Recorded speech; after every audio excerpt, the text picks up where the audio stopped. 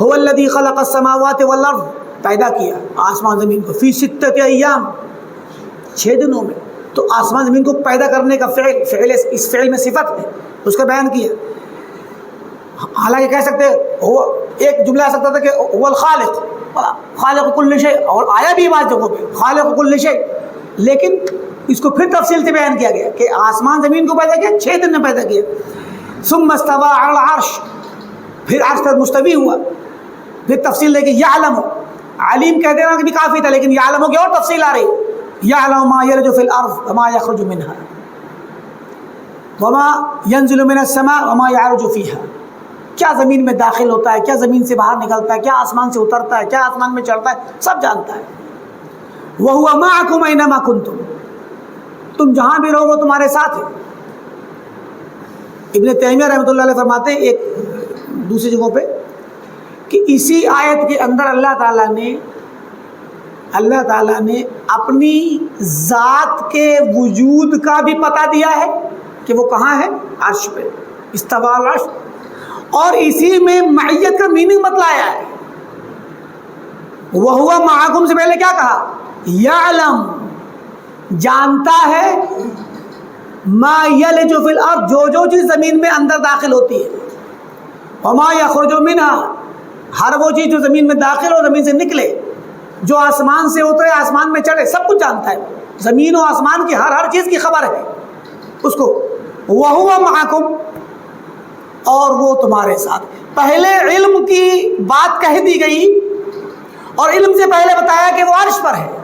تو عرش پر جب ہے تو عرش پہ ہوتے ہوئے، چونکہ عرش آسمانوں کے 7 آسمان کے اوپر ہے، تو ذہن میں یہ شبہ کسی شخص کے آ سکتا ہے کہ جب اللہ عرش کے اوپر ہے تو زمین پہ کیا جان پائے گا، نعوذ باللہ، زمین کو کیسے. تو وہ عرش پہ ہونے کا ذکر کرنے کے بعد فوراً بتلایا کہ اگرچہ وہ اوپر ہے، آسمانوں کے اوپر ہے، لیکن آسمان زمین کی کوئی بھی چیز اس کے علم سے باہر نہیں ہے. تو یہ بتلانے کے بعد لاسٹ میں خلاصہ کیا کہ وہ تمہارے ساتھ ہے. اینما کنتم، تم جہاں بھی رہو تو تمہارے ساتھ ہے جہاں بھی رہو. یہ بتانے سے پہلے کیا کہا، سب کچھ جانتا ہے، زمین کی ساری چیزیں جانتا ہے. تو معکم کی وضاحت علم سے پہلے کر دی گئی.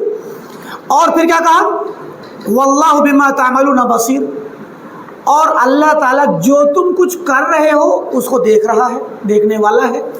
تو پہلے کہا جانتا ہے، پھر کہا دیکھنے والا ہے، بیچ میں کہا تمہارے ساتھ ہے. کیا مطلب ہوا، معیت کا مطلب کیا ہوا کہ تم کچھ بھی کرو تمہیں دیکھتا ہے، تمہاری ہر حرکت کو جانتا ہے. یہی اس کی معیت کا میننگ ہے.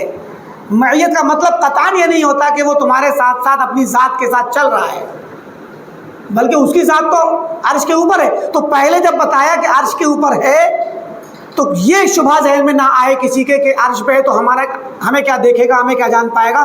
تو یہ سب بتلا دیا کہ اس کو ہر چیز کا علم ہے اور ہر چیز کو دیکھتا ہے، تمہیں بھی دیکھتا ہے، تو وہ تمہارے ساتھ ہے. تو ساتھ میں ہونے کا مطلب یہی علم اور بصر، دیکھ بھی رہا ہے، سن بھی رہا ہے، جان بھی رہا ہے. تو ایک اسی آیت میں اللہ تعالیٰ نے دونوں چیزوں کو اکٹھا کر دیا، استوا کو بھی اور معیت کو بھی. اور معیت کے درمیان معیت کا لفظ لانے سے پہلے علم کا ذکر اور معیت کا لفظ آنے کے بعد بصیر کا ذکر، یہ بتا دیا کہ معیت کا مفہوم اور میننگ جاننا اور دیکھنا، یعنی صفات کے ساتھ معیت ہے. معیت صفت ہے، معیت ذات نہیں.